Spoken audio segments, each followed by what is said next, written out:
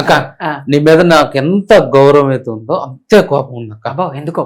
ఎందుకంటే అక్క కొన్ని టీవీ షోల్లో కానీ సినిమాల్లో కానీ మీ కమ్యూనిటీని ద్వందార్థాలతో మాట్లాడి అపహాస్యం చేసి మిమ్మల్ని ఇబ్బంది పెడుతున్నా కానీ ఎందుకు అక్క మాట్లాడదు? లేదు, అలా మాట్లాడను అని నేను ఎప్పుడు అనలేదు. మరి ఏది అక్క పోరాటం చేసి వాటిని ఆపించలేకపోయారు? అంటే ఒక విషయం చెప్తున్నాను చూడండి, కామెడీని కామెడీగా తీసుకోవాలి, సీరియస్ ని సినిమాని సినిమా లాగా మాత్రమే చూడాలి అనుకునే ఉద్దేశంలో నేనే రాజు నేనే మంత్రి సినిమాలో నేను పోరాటం చేయబట్టే తేజ సార్ పిలిచి నాకు ఒక క్యారెక్టర్ ఇచ్చారు. దాంట్లో నేను ఎమ్మెల్యే.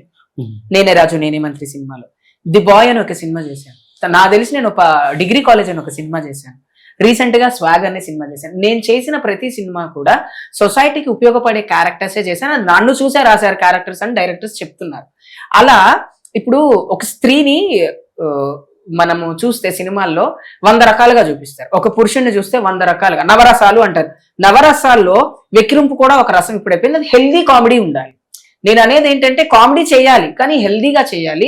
నాన్ హెల్దీ కామెడీ చేసి డబుల్ మీనింగ్ డైలాగులతో కామెడీ ఉండకూడదు అనే ఉద్దేశంతో నేను చాలా సార్లు చెప్తూనే ఉంటాను. నేనేం చెప్పకుండా నువ్వు నమ్ముతావు నమ్మో ఒక టీవీ షో ఉంది, దానిపైన అయితే సుప్రీంకోర్టులో కేసేసాం మేము.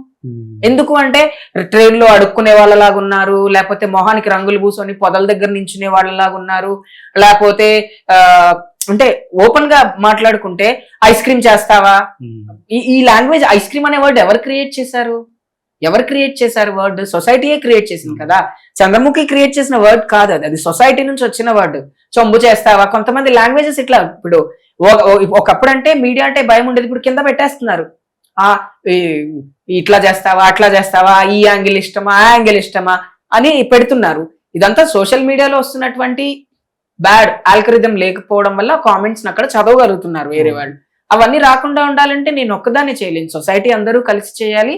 అండ్ నాకు తెలిసి ఒక ఇప్పుడు 10 సంవత్సరాల నుంచి తెలుగు ఫిలిం ఇండస్ట్రీలో డబుల్ మీనింగ్ డైలాగులతో ఉన్నటువంటి హిజ్రా క్యారెక్టర్స్ ఏవి రాలా.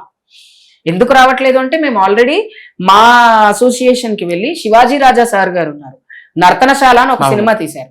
అప్పుడు నేను ధర్నా చేసి అక్కడ నిలబడి, మీరు అంత మంచి సినిమా పేరు పెట్టి నర్తనశాల అని పెట్టి అందులో బృహన్నల క్యారెక్టర్ మాకు వర్తిస్తుంది, స్త్రీ పురుషుడు కానటువంటి ఒక క్యారెక్టర్, ఆ క్యారెక్టర్ ని ఎలాబొరేట్ చేసి మీరు మా కమ్యూనిటీ గురించి బ్యాడ్ గా ఎందుకు మాట్లాడతారని మేము ఎప్పుడైతే ధర్నా చేశామో అప్పటి నుంచి ఇప్పటి వరకు సినిమాలలో చీర కట్టుకున్న హిజ్రాలకి సంబంధించి డబుల్ మీనింగ్ డైలాగులు కానీ లేకపోతే పోర్ట్రే చేయడం కానీ మారింది.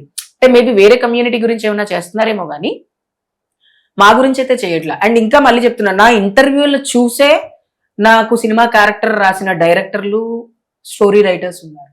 స్వాగ్ లో సినిమా మొత్తం ఉంటా నేను.